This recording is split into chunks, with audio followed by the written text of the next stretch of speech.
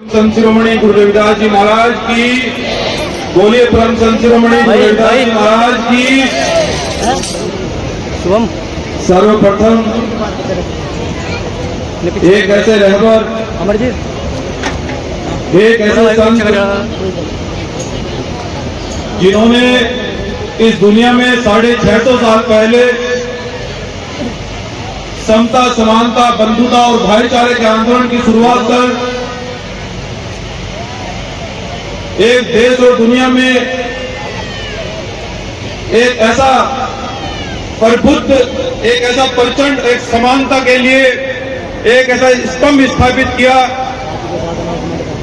जिसको संविधान में यह भी कहा जाता है कि अब रानी के पेट से राजा पैदा नहीं होगा, अब मजदूर किसान का बेटा भी राजा बन सकता है। ऐसी विचारधारा को जन्म देने वाले और पूरी दुनिया में शिरोमणि की उपाधि से नवाजे गए परम संत शिरोमणि गुरु रविदास जी महाराज जी के चरणों में कोटि कोटि नमन करते हुए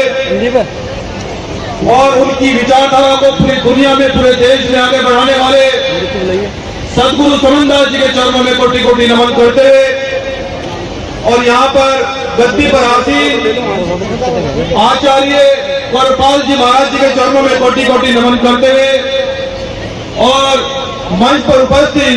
सभी हमारे संत और महापुरुष, आप सभी के चरणों में मैं छोटा सा सिपाही और छोटा सा सेवक होने के उद्देश्य से आपके चरणों में बार बार सर झुकाकर यह संकल्प लेते हुए कि आपकी विचारधारा को आपके सम्मान के लिए लड़ा जाएगा। और हमारे साथ में चलकर आए हमारे प्रदेश के अध्यक्ष भाई शुभम खंबड़ जी, संरक्षक भाई एडवोकेट करम सिंह जी और हरियाणा की आन, हरियाणा की बान, हरियाणा की शान हमारे भाई यशु भाई, सम्मानित साथियों, बाबा साहब डॉक्टर अम्बेडकर और मान्यवर साहब काशीराम जी कहा करते थे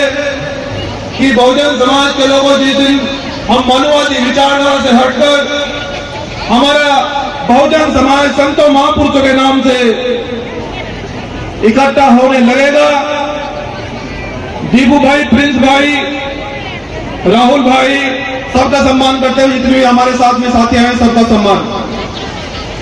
मेरी माताओं बहनों, आज जिस प्रकार से आज संतों और महापुरुषों के जिन्होंने हमें रोटी, कपड़ा और मकान और शिक्षा का अधिकार दिया,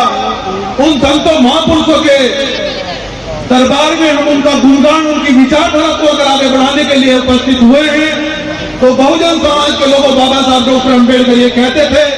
कि जिस दिन मेरा बहुजन समाज संतों महापुरुषों की विचारधारा को आगे बढ़ाने लगेगा, जिस दिन संत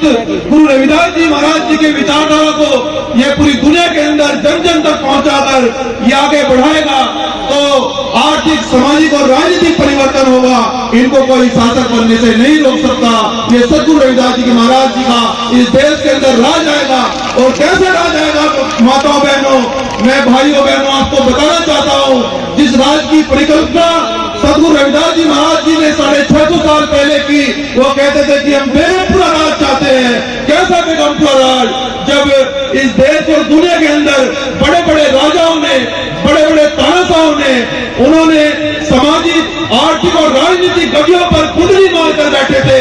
मजदूर का बच्चा कितनी भी मेहनत करे उसकी कोई औकात नहीं होती थी और राजा का बेटा कुछ भी न करे वो महान होता था। लेकिन सदगुरु रविदास जी दुनिया में आए, उन्हें कहा कि कर्म ही पूजा है, जाति से कोई नीच नहीं है, जो कर्म करेगा वो आगे बढ़ेगा। इस देश के अंदर एक मजदूर किसान का बेटा भी डीएम, सीएम और पीएम बन सकता है। उस विचारधारा को परम पूजनीय बाबा साहब डॉक्टर अम्बेडकर ने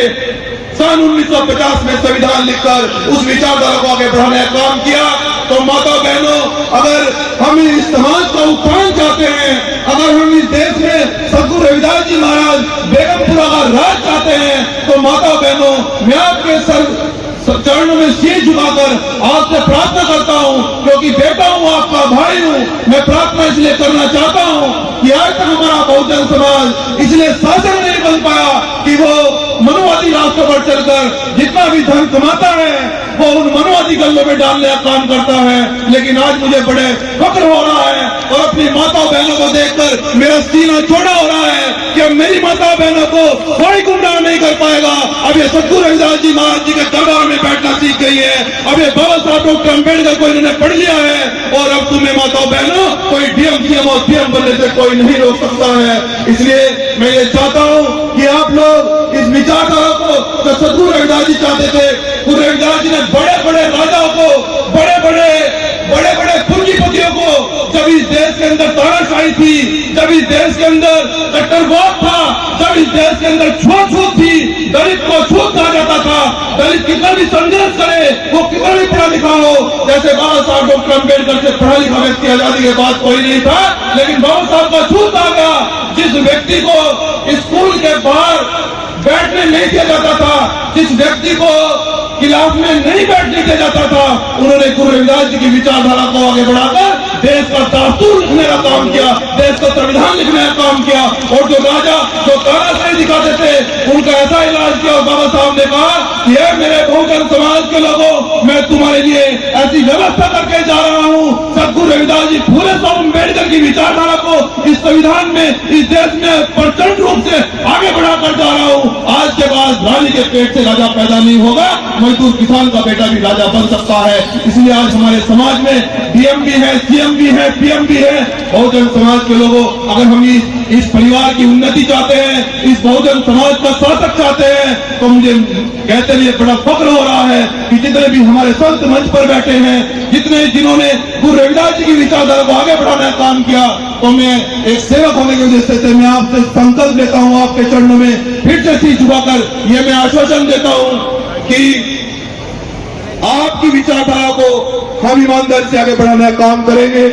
एक सेवक के रूप में मैं पूरी मंडली को और सभी आयोजक कार्यकर्ताओं को और आचार्य गौरपाल जी को मैं उनके चरणों में भी सर झुकाकर यह आश्वासन देना चाहता हूं कि जब भी कोई आदेश आपका होगा, जब भी आप हमारी कोई ड्यूटी एक सेवक के रूप में लगाएंगे, आपका बेटा, आपका भाई भीम आर्मी जैन संगठन उस पर खड़ा उतरने का काम करेगा। जय भीम, जय भारत। और हमारे